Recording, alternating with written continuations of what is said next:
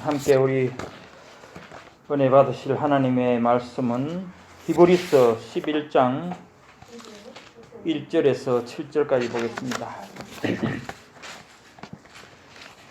히브리서 11장 1절에서 7절까지 말씀.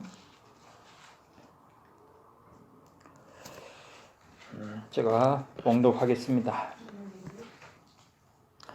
믿음은 바라는 것들의 실상이요 보이지 않는 것들의 증거니 선진들이 이로써 증거를 얻었느니라. 믿음으로 모든 세계가 하나님의 말씀으로 지어진 줄을 우리가 아나니 보이는 것은 나타난 것으로 말미암아 된 것이 아니니라. 믿음으로 아벨은 가인보다 더 나은 제사를 하나님께 드림으로 의로운 자라 하시는 증거를 얻었으니 하나님이 그 예물에 대하여 증언하심이라. 그가 죽었으나 그 믿음으로써 지금도 말하느니라. 믿음으로 에녹은 죽음을 보지 않고 옮겨졌으니 하나님이 그를 옮기심으로 다시 보이지 아니하였느니라. 그는 옮겨지기 전에 하나님을 기쁘시게 하는 자라 하는 증거를 받았느니라. 믿음이 없이는 하나님을 기쁘시게 하지 못하나니 하나님께 나아가는 자는 반드시 그가 계신 것과 또한 그가 자기를 찾는 자들에게 상 주시는 이심을 믿어야 할지니라. 믿음으로 노아는 아직 보이지 않는 일에 경고하심을 받아 경외함으로 방주를 준비하여 그 집을 구원하였으니 이로 말미암아 세상을 정죄하고 믿음을 따르는 의의 상속자가 되었느니라. 아멘. 잠시 기도하겠습니다. 하나님 아버지, 은혜를 감사합니다. 아멘. 오늘 금요일 저녁에 저희들을 불러주시고 말씀으로 함께 또 이렇게 상고하며 은혜 받을 수 있는 그런 기회를 주심을 감사를 드립니다. 아멘. 지금 세상은 심히 어지럽고 악한 마귀들의 아버지 하나님이시여 여러 가지 역사로 말미암아 많은 사람들이 어려움을 겪고 건강에 해침을 받고 또 죽음으로까지 몰리는 경우가 너무나 많습니다. 하나님, 이러한 시대에 우리는 오직 믿음으로 하나님을 붙잡고 나아갈 수 있게 하시고 아멘. 주님이 우리를 위해서 십자가에 달려 돌아가심으로 우리는 그를 힘입어 모든 것을 이기며 또한 넉넉히 승리하게 될 줄을 믿습니다. 아멘. 오직 우리에게 부족한 것 믿음이 없사오니 하나님 저희에게 믿음을 주시옵시고 그 믿음을 가지고 이 세상을 이겨나갈 수 있도록 주님께서 도와주시옵소서. 아멘. 오늘 말씀을 통해서 하나님께서 큰 은혜 주시기를 원합니다. 아멘. 저희는 다만 하나님께서 도구로 사용하여 주시고 Yes, Lord. 하나님께서 말씀하시고자 하시는 것만 대언하게 하여 주시옵소서. 아멘. 감사를 드리옵고 예수님 이름으로 기도드리옵나이다. 아멘. 아멘. 예, 오늘 본문은 믿음장이라고도 하기도 합니다만은 저는 오늘 본문을 가지고 기독교의 절대성이라는 제목으로 한번 같이 살펴보고 은혜 받기를 원합니다. 다 아시겠지만 이 절대란 말을 국어사전에서 찾아보게 되면은 이렇게 되어 있습니다. 상대하여 비교될 만한 것이 없음, 이렇게 되어 있든지 또 아무런 제한이나 구속을 붙일 수 없음, 이렇게도 되어 있고요. 또는 이제 아무런 전제나 약속에 의하지 않고 그 자체로서 존재하는 것, 이렇게 이제 되어 있습니다. 그러니까 정의가 한 가지, 의미가 한 가지만은 아니죠. 여러 가지가 될 수 있는데 방금 말씀드린 이 이제 세 가지를 전부 포함하는 말로 정의를 내린다면은 이 절대라는 것은 그 무엇과도 비교할 수 없고 그 무엇으로도 제한할 수 없는 독립적으로 그 자체가 자존, 자립, 자생하는 완전을 의미한다. 이렇게 말할 수 있을 것입니다. 그러므로 절대자란 말은 그러니까 절대자란 말은 무한정자 또는 무제약자를 뜻합니다. 관념적인 철학에서는 이것을 여러 현상의 궁극적 본질, 세계 전체의 최종적인 근원을 뜻한다고 말합니다. 흔히 이제 절대자라고 하기도 하고 또 절대타자라든지 이런 이제 표현을 쓰죠. 그리고 이제 또 절대자라는 말도 있지만 절대적인 것이라고 할 때는 상대적인 것의 이제 반대적인 의미죠. 그래서 이것은 영원하고 불변적인 실체, 현존하는 모든 것들의 토대이며 근본적인 것을 의미한다고 그렇게 생각이 됩니다. 그래서 관념론적으로는 절대정신 혹은 절대이념 이것을 말하고 유물론에서는 물질이겠죠. 물질. 그렇지만 이제 성경에서는 하나님, 당연히 하나님을 말씀하고 있다. 우리는 그렇게 알고 있습니다. 그래서 기독교는 이 절대성을 근본으로 하는 진리라는 것입니다. 하나님은 절대자이시고 세상 그 무엇과도 비교할 수 없고 오직 혼자이시며 이전에도 계셨고 지금도 계시고 앞으로도 영원히 계실 분이기 때문에 그렇습니다. 할렐루야. 그런 분을 하나님으로 섬기는 기독교는 진정 절대 종교인 것입니다. 사실 저는 이 기독교를 종교라고 하는 표현을 별로 안 좋아하는데 사실 달리 또 서른 표현이 참 없죠. 그래서 진리라고 하기도 하고 그렇게 하는데 일단 그렇게 말을 했습니다. 그래서 쉽게 우리가 하는 말로 타의 추종을 불허한다 이런 이제 말을 하면은 쉽게 이해가 될 수 있을까요? 세상의 어떤 종교라는 것과는 이 기독교는 비교할 수가 없는 것이죠. 사실은. 그래서 오늘 11장에 나오는 물론 11장 전체에 많은 우리 믿음의 선진들이 나오지만은 오늘 읽은 부분들만 가지고 절대 계시, 절대 신앙, 절대 구원의 진리와 그 역사성을 우리 한번 살펴보고자 하는 것입니다. 첫째로 계시의 절대성입니다. 이 기독교가 절대 종교다, 절대성이다, 기독교의 절대성이다 이럴 때 제일 먼저 우리가 살펴봐야 될 것은 계시의 절대성이란 말입니다. 그래서 기독교를 계시 종교라고 이제 사람들은 부르는데 원래 이 헬라어는 이 계시라는 의미로 쓰이는 말이 헬라어는 아포칼립시스라는 말입니다. 이 본래의 의미는 숨겨진 어떤 것을 드러낸다 이런 말이죠. 물론 리빌 우리 영어와 같은 의미입니다. 그런데 이 말을 이제 기독교 계시를 의미할 때는 무엇이냐? 하나님께서 자신을 인간에게 나타내시는 사실을 의미한다는 것이죠. 할렐루야. 사실 하나님은 신비죠. 인간이 도무지 알 수 없는 참 하나님이시지만은 스스로 우리에게 나타내셨다는 그 말씀입니다. 할렐루야. 그래서 조직 신학에서는 서론에 이제 이 계시의 항목이 들어있죠. 그런데 계시를 하나님이 자신을 인간 가운데 드러내신 것이라고 할 때 그러면 어떻게 됩니까? 역사는 어떻게 되는 것입니까? 역사는 서로 연관없는 우연한 사건들의 연속적 반복이나 과정이 아니라 하나님 나라 곧 구속 왕국의 최종적인 완성을 향해 하나님께서 친히 작정하신 계획에 따라 점진적으로 진전되는 계시의 과정을 말한다고 해야 하는 것입니다. 그러니까 보통 사람들이 말하는 것처럼 그렇게 우리는 볼 것이 아니고 역사는 그 주관자가 하나님이시고 하나님께서 나타내신 드러내신 계시를 따르는 점진적인 과정이다 이렇게 말해야 된다는 것이죠. 하나님께서는 역사를 통하여 점점 더 뚜렷하게 하나님 나라를 나타내시고 우리에게 알려주시는 것입니다. 이처럼 하나님 자신의 점진적 계시는 절대적이라는 것입니다. 그 절대한 계시가 무엇인가? 그것을 이제 조금 세세하게 보도록 하겠습니다. 계시의 절대성에서 첫 번째는 창조 계시의 절대성입니다.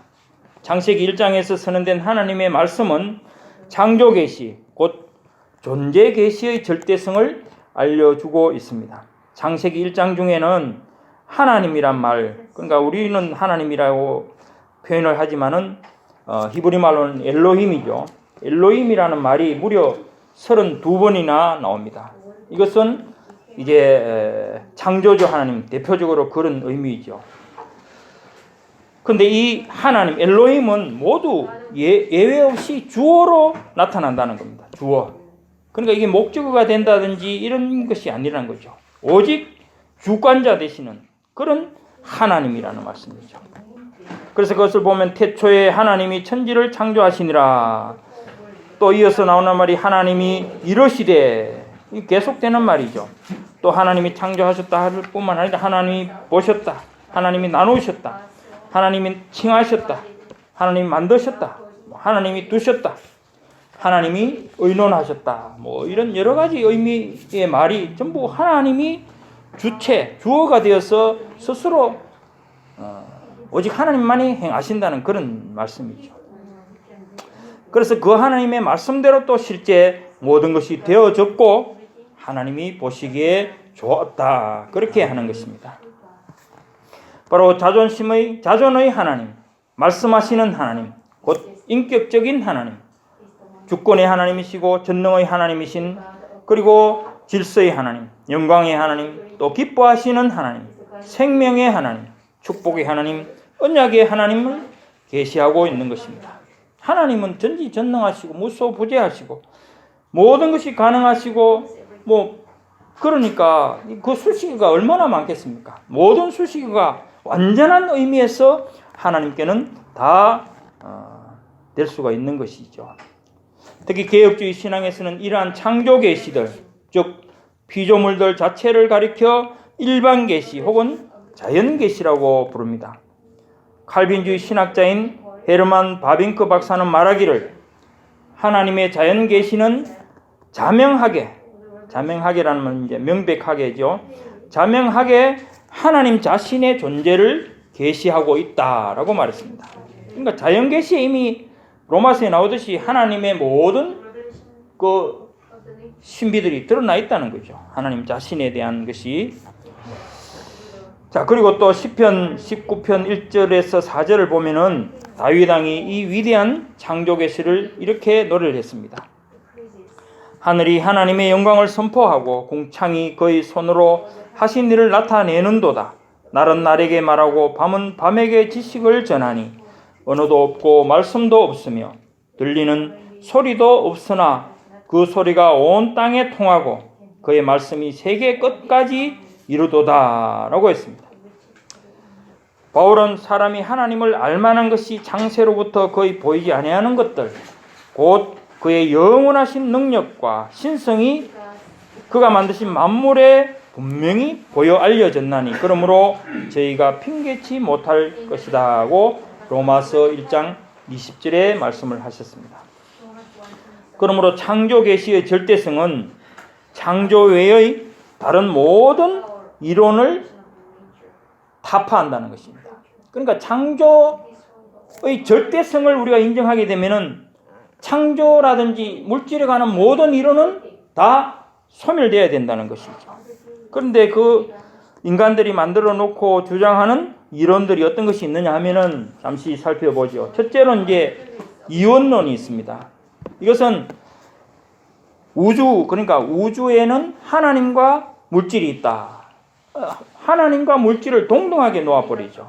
그러니까 어떤 최종적인 근원으로서 하나님과 물질이라는 이런 이원론적인 주장을 한다는 거죠. 그래서 하나님이 영원히 계시듯이 물질도 처음부터 있으면서 영원히 있다, 이렇게 주장을 하는 거죠. 그런데 이것은 하나님의 창조설과는 맞지 않죠. 그들은 정죄를 받아 마땅한 것입니다. 그리고 두 번째로는 이제 유출설이라는 거죠. 이것은 곧 범신론과 같은 말입니다. 물질이 하나님께로부터 나왔지만 본질적으로 하나라는 이론이죠. 물론 하나님이라고 하지만 그런 우리가 말하는 하나님이 아니고 신이라고 하면 되겠죠.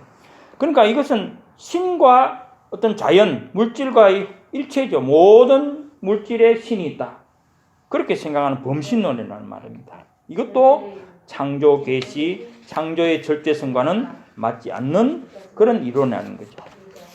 이것도 정죄받아 마땅한 줄 압니다. 그리고 세 번째는 진화론. 진화론은 아직도 증명되지 않은 가설에 불과한 것이죠. 그리고 이 진화론의 가장 큰 이제 맹점이 무엇이냐면은 진화론은 일단 어떤 물질에서부터 출발해야 된다는 거죠. Yes. 예, 그러니까 뭐 적어도 뭐 먼지든지 뭐 있어야지 거기서부터 출발이 되는 거니까. 그러니까 이 사람들은 실질적으로 그러면 그 이전에 물질은 어디서 났느냐 거기에 대한 대답을 못 한다는 거죠. 그걸 대답하기 위해서는 결국 창조론으로 가든지 아니면은 방금 말한 이원론으로 가서 그 근거를 찾을 수밖에 없는 것이죠. 그렇지만 그 사람들은 그렇게까지 뭐 말을 하지 않죠. 그리고 이제 네 번째 운명론. 운명론이라고 이미 모든 것이 정해져 있고 뭐 하늘도 땅도 정해져 있고 이런 식으로는 우리 창조의 절대성 맞지 않는 이야기죠. 이것도 정죄받아 마땅하다는 겁니다. 그리고 다섯 번째로는 하나님의 주권적 통치와 섭리를 배제하는 초자연신론. 초자연신론.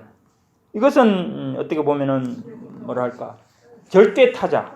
완전히 이 물질 세계와는 초월한 어떤 존재. 그걸 말하는 겁니다. 그러니까 이 자연 세계에 전혀 관여하지 있지를 않죠.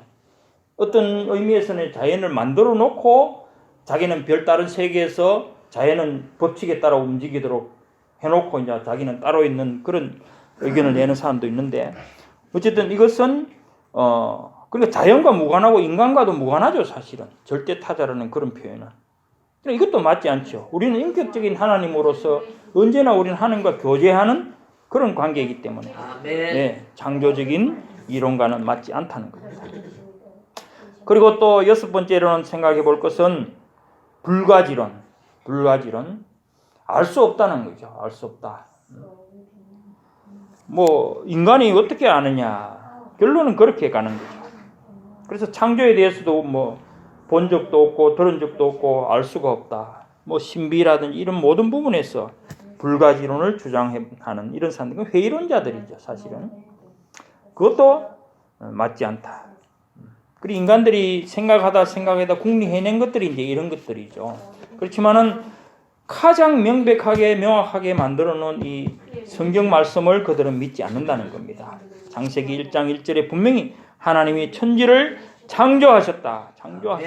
이렇게 표현이 되어 있는데 바로 이 하나님이 천지를 창조하시니라. 이 표현이 창조 계시의 절대성을 분명하게 선언하고 있는 것입니다. 우리는 이 하나님의 존재하시는 하나님, 그 하나님의 계시를 절대 진리로 믿고 지금도 그 말씀대로 살아가기를 소원하며 오늘도 이 자리에 나온 줄 믿습니다. 아멘. 두 번째, 작은 두 번째죠. 구원 계시의 절대성입니다. 구원 계시의 절대성입니다. 구원 계시, 큰 두 번째입니다. 구원 계시의 절대성은 무엇인가? 히브리서 1장 1, 2절에 뭐라고 되어 있습니까? 옛적의 선지자들을 통하여 여러 부분과 여러 모양으로 우리 조상들에게 말씀하신 하나님이 이 모든 날 마지막에는 아들을 통하여 우리에게 말씀하셨으니 라고 했습니다. 구원 계시라는 것은 죄로 타락한 인간을 위한 속량 계시, 곧 대속 계시를 뜻합니다. 그러니까 구원 계시는 결국 인간을 구원하기 위한 그런 죄 값을 치르고 속량해 내는 것, 대속하는 그 계시를 말한다는 거죠. 이 구원 계시는 인류의 타락과 함께 역사 속에 드러나게 되었습니다.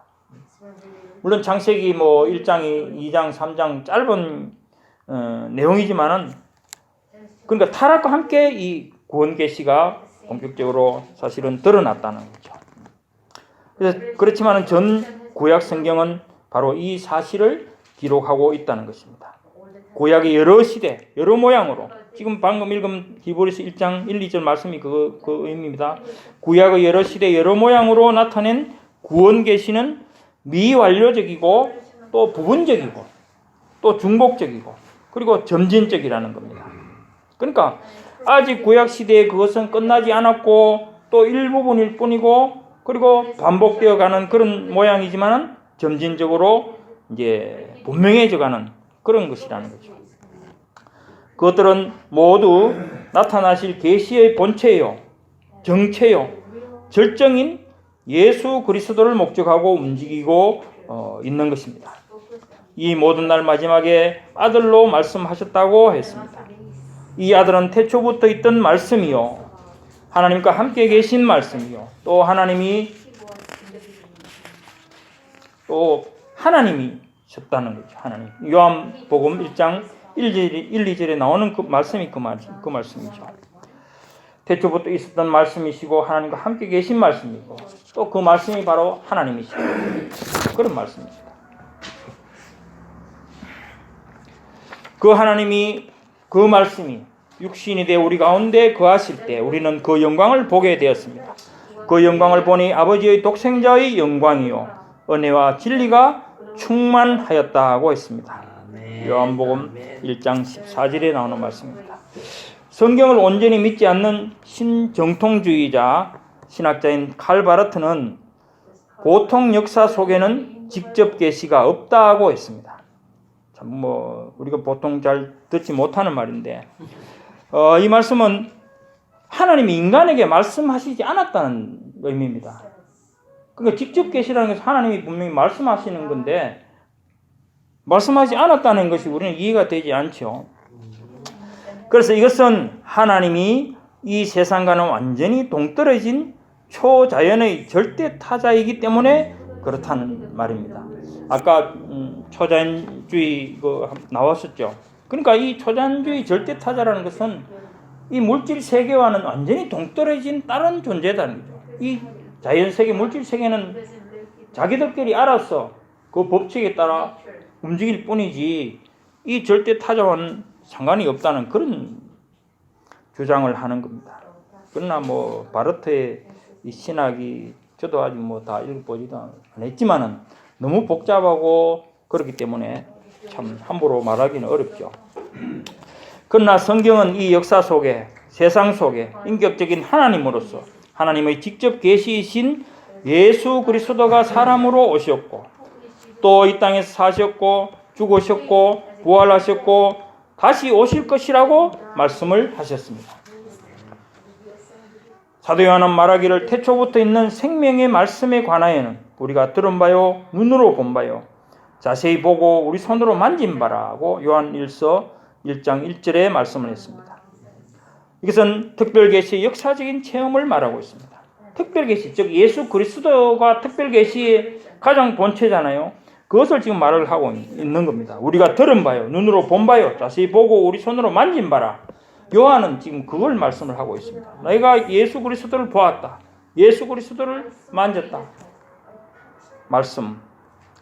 예수만이 그 길이요, 그 진리요, 그 생명입니다. 그로 말미암지 않고는 하나님께로 갈 수가 없습니다. 구원이 없습니다. 인간이 죄인이라는 사실이 증명될 동안 인간의 구원은 절대적입니다. 그러니까 인간이 죄인인 상태에서는 구원이 절대적으로 필요하다는 그런 말이죠. 그건 당연한 것입니다. 그리고 세 번째, 기록계시의 절대성입니다. 기록계시. 자, 기록계시의 절대성. 이것은 신구약 성경의 절대성을 말합니다. 하나님의 자기 계시가 성경이라고 하는 문자 매체를 통하여 우리에게 임하였습니다.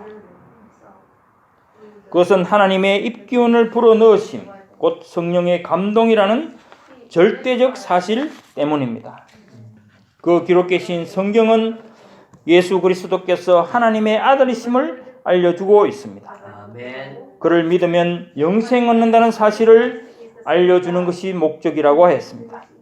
요한복음 5장 39절과 또 20장 32절, 31절 이런 데 보면은 그런 말씀이 있다는 거죠. 그러므로 성경은 패하지 못한다고 요한복음 10장 35절에 또 말씀을 하고 있습니다. 기록 계시로서의 성경의 절대성을 말해주고 있는 것입니다.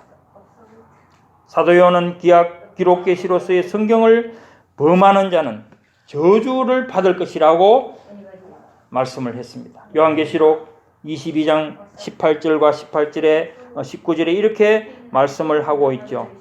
내가 이 두루마리의 예언의 말씀을 듣는 모든 사람에게 증언하노니 만일 누구든지 이것들 외에 더하면 하나님이 이 두루마리에 기록된 재앙들을 그에게 더하실 것이요 만일 누구든지 이 두루마리의 예언의 말씀에서 제하여 버리면 하나님이 이 두루마리에 기록된 생명나무와 및 거룩한 성의 참여함을 제하여 버리시리라. 아멘. 아멘. 그러니까 누구라도 이 기록된 하나님의 말씀을 더해서도 안 되고 빼서도 안 된다는 거죠. 이런 말씀을 들으면 요즘 정말 이 강단에서 귀한 말씀들이 설교되지 않는다는 사실에 참 안타까운 생각이 들죠. 그렇습니다. 자, 그 다음에 두 번째, 신앙의 절대성입니다. 큰 두 번째로 신앙의 절대성.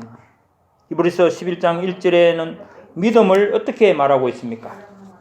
믿음은 바라는 것들의 실상이요 보이지 않는 것들의 증거라고 했습니다. 기독교 신앙은 하나님의 절대 계시에 대한 절대적이고 필연적인 인간의 응답을 말합니다. 그러니까 신앙은 이 말씀에 따라서 우리 인간 쪽에서 나타나는 응답이라는 거죠. 그러니까 믿음으로 나타난다는 겁니다. 그것은 결코 막연한 공상이나 철학적 번뇌인 사색이나 과학적 연구나 실험의 결과가 아닙니다. 신앙은 진리, 곧 계시를 따르는 인간의 전인적 행동입니다. 그러니까 신앙은 인간의 어떤 머릿속으로 그러니까 지식적으로 생각해서 만들어낼 수 있는 것이 아니라는 거죠. 진리를 따라가는 인간의 전인적 행동이다. 머리만 가는 것이 아니고 우리 온몸이 몸과 그런 지정의가 다 함께 한다는 거죠. 히브리서 저자가 정의한 믿음을 이제 조금 더 구체적으로 보겠습니다. 작은 첫째로 믿음은 바라는 것들이 실상이라고 했습니다. 믿음은 실상이라고 할 때 여기 실상은 무슨 의미겠습니까? 헬라어로는 히포스타시스 이 말인데 이것은 첫째로 무엇을 떠받쳐 주는 것을 뜻합니다. 그러니까 바라는 것들, 곧 아직 실현되지 않은 소망을 따라 살도록 떠받쳐 준다는 그런 말입니다. 그러니까 우리가 이 믿음이라는 것이 장차 이루어질 소망을 유지시켜주는 그런 일을 하는 것이 바로 믿음이라는 거죠. 그리고 두 번째 실상은 사실, 실체라는 뜻입니다. 그것은 실상에 대한 바램, 즉 소망입니다. 그러니까 이런 의미는 또 신앙의 대상이 되는 거죠. 우리가 장차 보이는 것, 그것을 가지기 위한 마음의 소원, 소망, 바램, 바로 그것을 말한다는 거죠. 그 실상, 실체가 그러면 무엇인가? 거기에는 직접적인 실체가 있고 궁극적인 실체가 있다고 그렇게 말들을 하고 있습니다. 그러니까 이 실체라는 것은 결국 이제 대상을, 신앙의 대상을 말하는데 직접적인라는 말은 우리에게 가까이 있는 것, 우리와 현실적으로 접촉이 가능한 어떤 그런 것을 말하는 것이고, 궁극적인 실체라는 말은 물론 당연히 하나님을 말씀하고 있는 것입니다. 그래서 여기 오늘 본문에 나오는 이제 이런 것을 가지고 생각해 볼 때는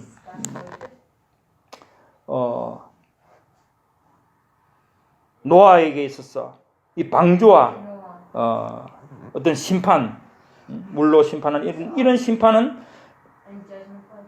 직접적 실체가 될 수 있는 것이죠. 직접적으로 방주를 통해서 또 심판이라는 그런 것이 우리 노아의 마음속에 그것이 믿음으로 받아들여졌다는 것이죠.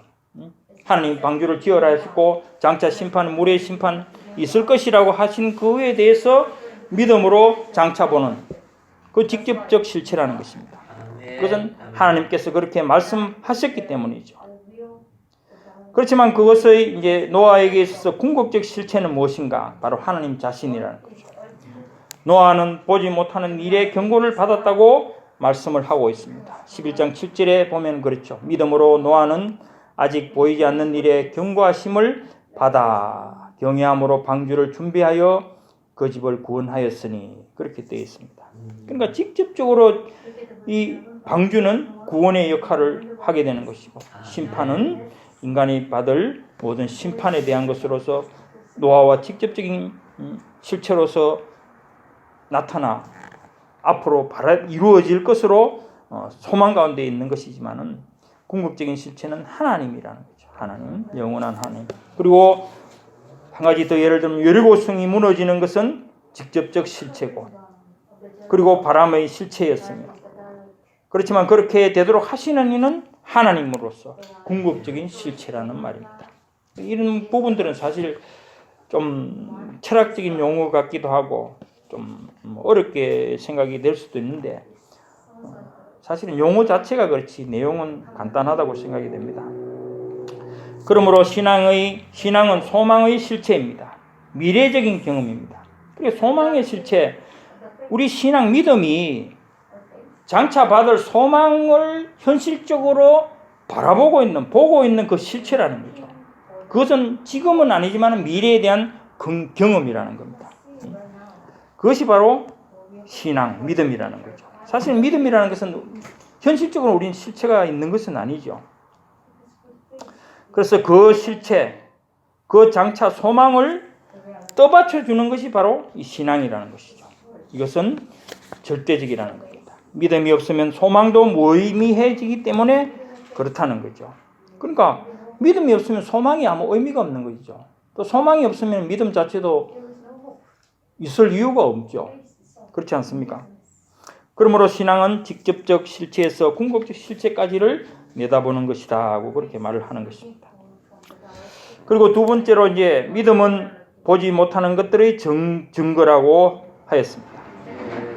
보지 못하는 것들이 무엇입니까? 보지 못하는 것들은 신비라고 할 수 있지만은 하나님이 우리 눈에는 보이지 않죠. 그의 능력들이 보이지 않습니다. 그리고 하늘에 있는 여러 신비들, 천국이 우리 눈에는 보이지 않습니다. 우리에게 있는 것은 믿음으로서 그 믿음이 내게는 증거가 될 뿐이라는 거죠. 그러므로 그리스도인이 바로 하나님의 증명이고 증거품이 된다는 말입니다. 그러니까 믿음을 가진 우리가 하나님의 증거라는 거죠. 눈에 보이지 않는 것이 증거가 우리다는 거죠. 우리는 사도 요한의 영감에서 믿음을 더 쉽고 또 더 이해할 수 있도록 정의하고 있음을 보게 됩니다. 믿음은 하나님의 아들을 영접하는 것이라고 했습니다. 사도 요한이 그렇게 말하고 있는 게 요한복음에 또 요한일서에 이렇게 쭉 말하고 있는 것을 지금 말하고 있습니다.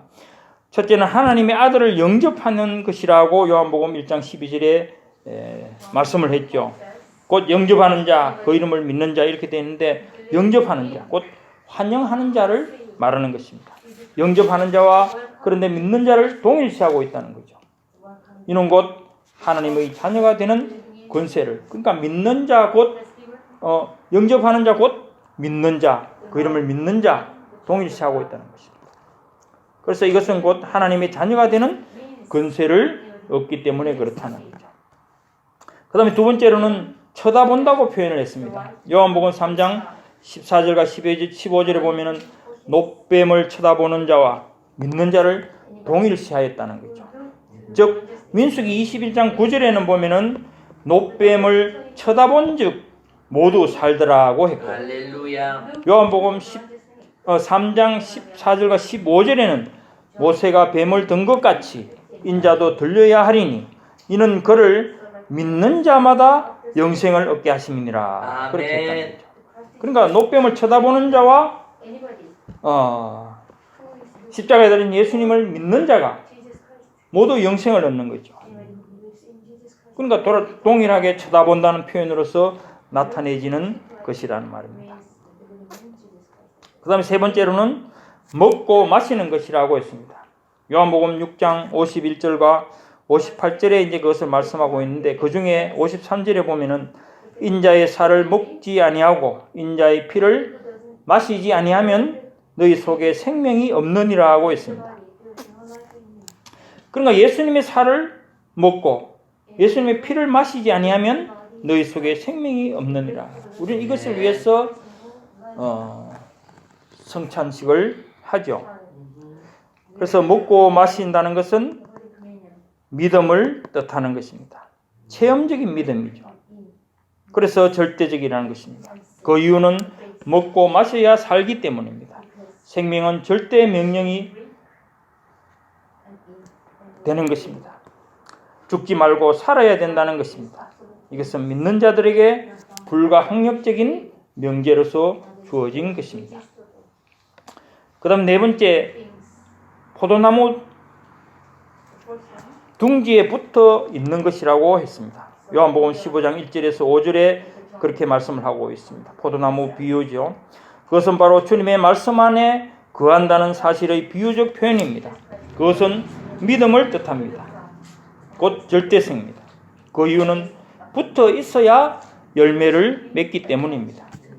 이러한 신앙은 초자연의 선물입니다. 성령으로 믿음을 주셨다고 했습니다. 믿음은 너희에게서 난 것이 아니요 하나님의 선물이라 요한복음 2장 8절에 말씀을 하고 있습니다. 그 믿음은 절대 계시에 대한 절대 생명적 반응입니다. 계시 의존의 신앙은 성령이 기록한 말씀의 산물입니다. 믿음은 들음에서 나며 들음은 그리스도의 말씀으로 말미암았느니라고 로마서 10장 17절에 말씀을 하고 있는 것입니다. 그래서 헬만 바빙크는 이렇게 말을 했습니다. 왜 너가 믿는가 하면은 우리의 답은 하나님의 성경이 말씀하신 까닭이라고 대답할 것이다. 또다시 묻기를 성경이 하나님의 말씀인지 어떻게 믿는가? 그러면 우리의 대답은 우리 안에 역사하시는 성령님의 내적 증거 때문에 그렇게 믿어진다고 하라고 이렇게 말을 했습니다. 그는 다시 말하기를 아버지는 그 자신에게 가진 그 부권, 아버지의 권리죠. 부권을 증명하지 않아도 그 권위가 서는 것처럼 성경은 교회에 대하여 그렇게 권위를 가지고 있다고 하였습니다.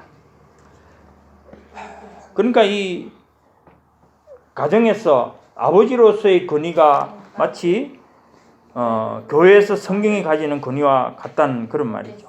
그러니까 내적 증거를 통해서 성경이 하나님 말씀이라 하는 것은 저절로 인정할 수밖에 없고 권위를 가진다고 볼 수밖에 없다는 것이죠.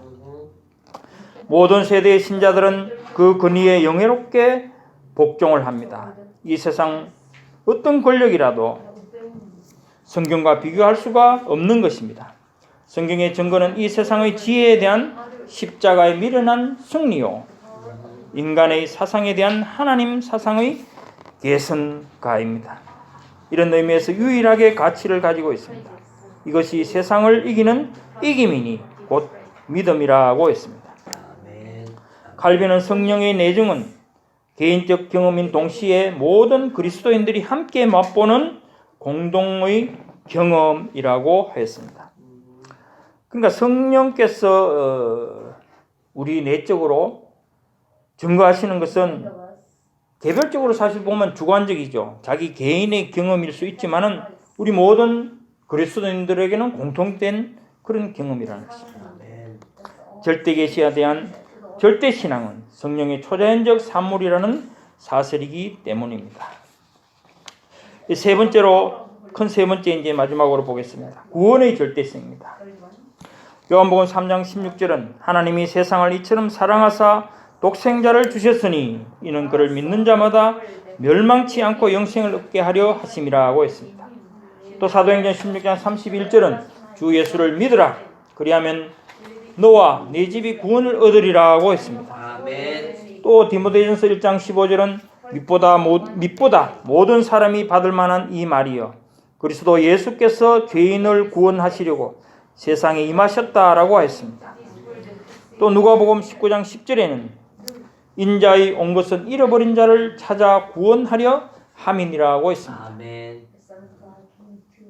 이런 몇 가지의 말씀은 바로 기독교 메시지의 중심이 구원이라는 말입니다. 그 구원은 절대적인 성격을 갖고 있습니다. 절대 필연적인 것입니다. 구원하다라는 말의 헬라어 소테리아가 내포하는 의미는 사탄으로부터 해방을 의미하는 것이었습니다. 이것은 세상에서의 떠남입니다. 즉 창세기 12장 4절에 아브라함이 하나님의 말씀을 따라서 하란을 떠난 것과 같은 의미라는 거죠. 세상에서의 해방을 의미합니다. 세상을 떠날 뿐만 아니라 죄에게서의 해방을 의미한다는 거죠. 그것은 죄를 사함받는 것이라. 이것은 그리스도 안에서의 새로운 출발입니다. 주님. 그리고 구원은 사망에서의 해방을 의미합니다. 그것은 영생을 의미합니다. 인생에게는 육신의 사망이 있습니다.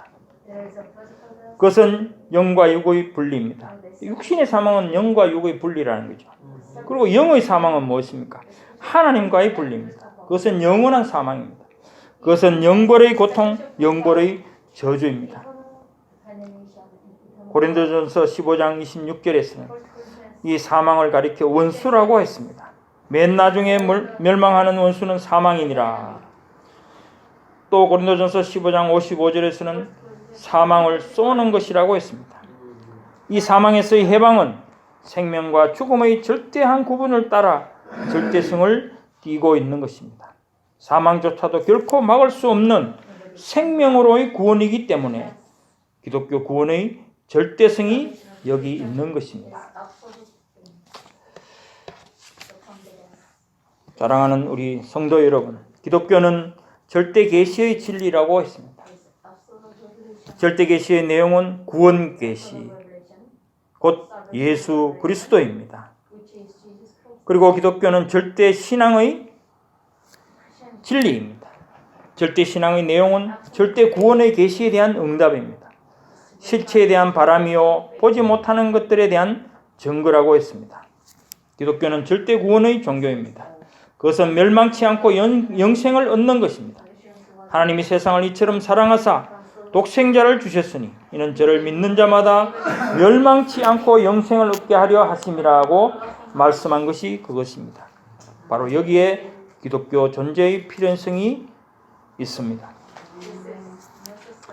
천루역정에 나오는 얘기 중에 이런 게 있습니다. 신실이라는 게 거기 등장인물들이 전부 이 교회 용어들로 나오지 않습니까? 그 중에 이제 신실은 기독도와 함께 헛된 전람회를 지나가다가 너희는 무엇을 사겠는가? 라는 어떤 사람의 질문을 받았습니다.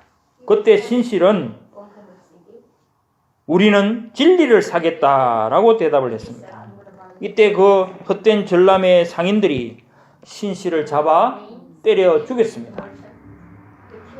그럼 신실은 진리를 사겠다고 했는데 이 헛된 전람회라는 이 헛된 참 사람들은 그 신실을 잡아 죽였다는 거죠. 그 신실은 거기서 세상 것을 사지 않고 진리를 사겠다고 하다가 순교를 당했다는 것입니다. 하나님의 진리를 쫓아가는 것이 힘들다는 거죠. 옛날 독일의 카이젤 황제는 하나님이 존재하는 증거를 보이라고 신하들에게 호통친 일이 있었다고 합니다. 그때 그의 경건한 시종자 중에 하나가, 그러니까 이 참 카이젤 황제가 하나님이 존재하는 증거를 보이라 그 명을 내리면은 참 어떻게 하겠습니까? 사실 그것은 터집을 잡는 거죠. 그런데 그 중에 신하 하나가 이렇게 대답을 했다고 합니다.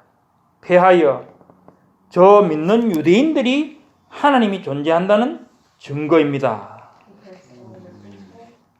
그렇겠죠. 하나님이 살아계신 증거는 저 유대인들이 존재한다는 것입니다. 또 예수 믿는 우리들이 존재한다는 것이 또한 하나님이 살아계신다는 증거가 되는 것입니다. 우리 자신, 우리들, 저와 여러분들보다 더 하나님의 존재에 대한 증거가 어디에 있겠습니까? 저와 여러분이 증거이고 증인이 되는 것입니다. 절대계시, 절대신앙, 절대구원의 진리인 기독교, 이 절대한 진리로 하나님을 증거하면서 하나님께로 가는 저와 여러분 모두가 되기를 주님의 이름으로 축원을 드립니다. 아멘. 기도하겠습니다. 하나님 아버지 감사합니다.